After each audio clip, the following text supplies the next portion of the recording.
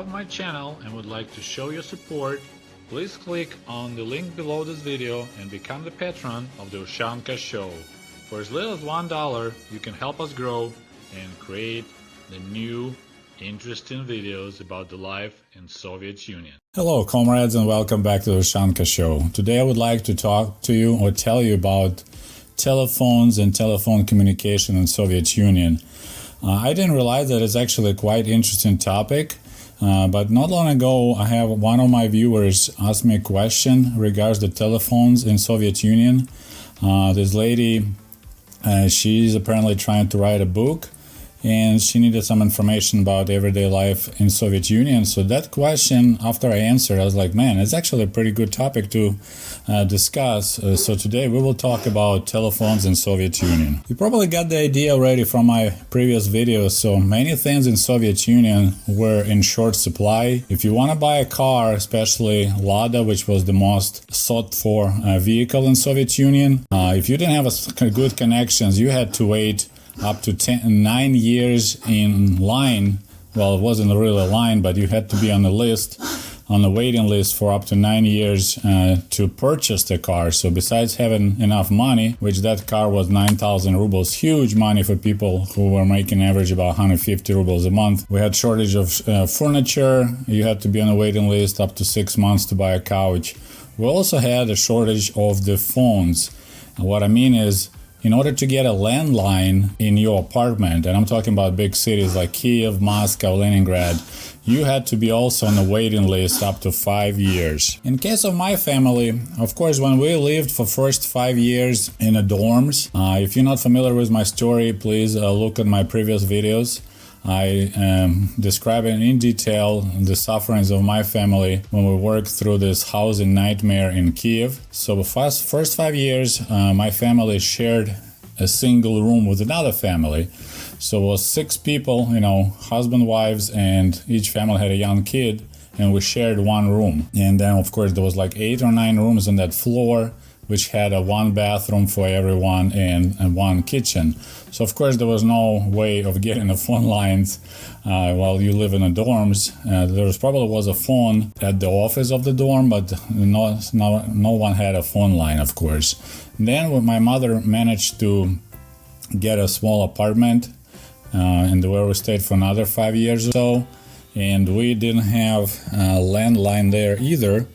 And I honestly don't remember that anyone in that bit their phone line. So for the first 2 places that we lived in Kiev, my family was not even a talk about getting a landline. When we finally got our real big apartment, it was a 3-room apartment, which I also made a video about it. We actually had to go capitalistic way and get Soviet-style mortgage, which was called you buy cooperative apartment, which was like 15,000 rubles. It was a nice 3-room apartment, which my family still owned. So we moved in, I believe, around 1981, but we didn't get our phone line till like 1986 or 87. So we had to wait for quite a long time to get a phone line in our building and in our apartment.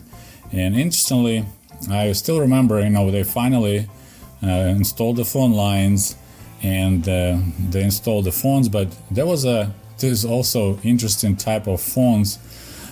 It was called paired phone. So what it means is a spotiny, if you say it in Russian. So the way the system worked, there were our neighbors next door and us, we shared the same line. We had different numbers, but if they will get a phone call, so if they will be on the phone, my phone will be dead. So I can't call when they're on the phone, and vice versa.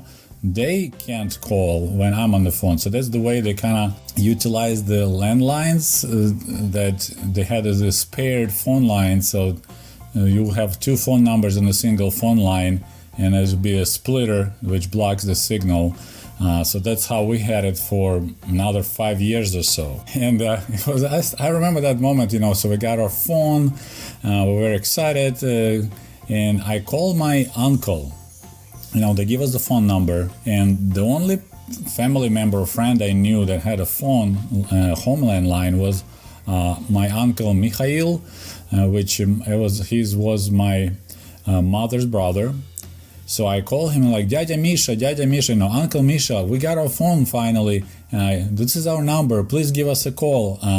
We will want to make sure it's working. So I give him the number that we got issued. And then I'm waiting, and there's no phone call. But I pick up the phone and it's dead. And I was like, I don't understand what's going on. So it took us a while to figure out that they mixed up the numbers. So our neighbors that said next door got actually our number, and we got their number. So when my uncle was calling me back, he was calling actually on our neighbors, which made our phone line dead.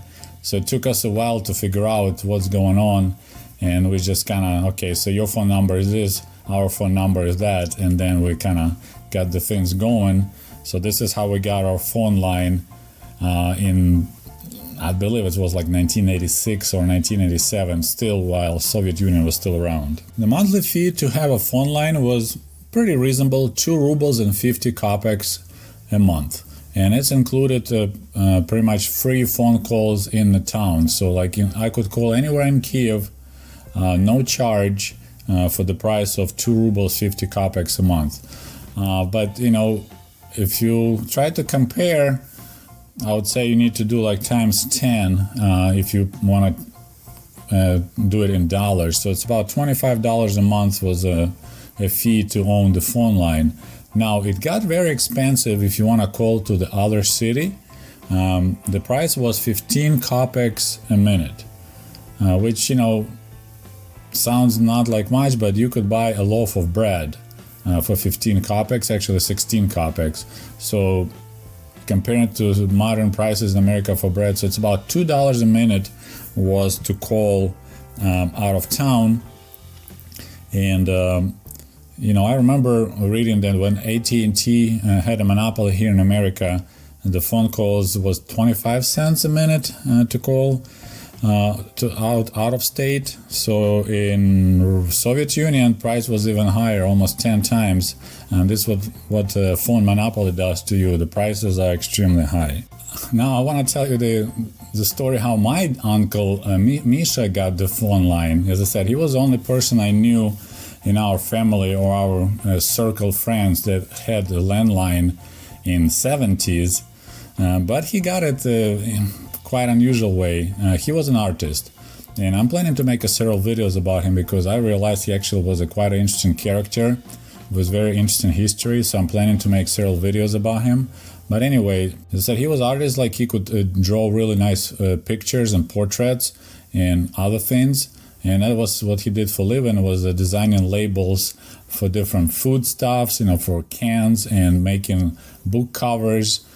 And so what he did, he just went to the local phone company. Well, it wasn't like phone company, but we had so-called ATS, automatic telephone stations. So in every area, there'll be this telephone stations that provided landline communications to the neighborhood. So he went there and talked to the local manager, and he offered service. Said, hey, if you want, I can make you this beautiful painting on the wall, big giant painting or whatever you want, like, you know, maybe glory to the Soviet telephone workers or whatever. I can make it beautiful entry in your telephone station in exchange if you put the landline in my apartment. And it worked. So he got the landline, and in exchange for this, making free of charge this beautiful picture. I don't know what picture, but it was big giant paint in the wall in that local telephone station. So he was the only person that would get the landline at that time, at which you had to wait 5 years to get landline put in your apartment. Another interesting story about the landline.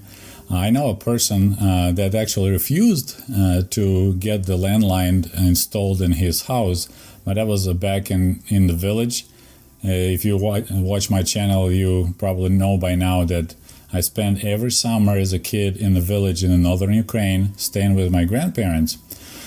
So in the late 70s, early 80s, Soviet government started doing a lot of things for the World War II veterans that got handicapped. So if you lost a leg or arm or got some other kind of wound from the war, the Soviet government was providing a lot of freebies. For example, you could get a free car if you qualify. So one of our neighbors, he as I said, he was a veteran and invalid, as we say, invalid. So he got a free ZAZ Zaporozhets car, specifically designed for the handicapped person, because one of his foot was messed up. So it was, you could control it with your arms instead of, brakes. Instead of pushing brakes with your foot, it was all installed on the steering wheel. And also he qualified for the free landline, but he refused. And the reason why he refused to have a landline is because there was not a single person in the village had a landline. The only way we could make a phone call while in the village was to go to the post office and send a telegram, and maybe make some arrangements if you in a good relations with the collective farm management, that they will let you use their phone installed in their office. So he's like, so if I get this landline installed in my house, every single neighbor will be asking me to use it to call their family. It's like, why do I need this headache? I don't want to be a mean person saying no, but I don't want this line of people because I'm the only guy in the village that has a landline. So he refused to have the free landline installed in his apartment, in his house, because of that concern that he will become a phone station for the whole village. Otherwise, there were special type of people that got the landlines in their apartments. Of course, if you had good connections, if you knew someone who worked at the telephone stations, they might do you a favor and install a landline. Otherwise, on the government level, of course, if you're manager of big factory, or you're some Communist Party official, so if you're in the government, then you will have a landline installed in your apartment. And then, of course, military personnel like officers, depending on what level, of course, they would have the phone lines installed. Probably KGB personnel. Then specific level of scientists. If you reach specific level, you must have a phone line. So that was you have to have some privileges on your career. It was one of the privileges so you can get a landline installed if you reach specific level. But otherwise, regular workers or collective farm workers, you had to wait, as I said, up to 5 years to be on a waiting list to get the landline installed. So everyone pretty much was using outside payphones, which I already described a little bit in my video about the things you can purchase for 2 kopecks.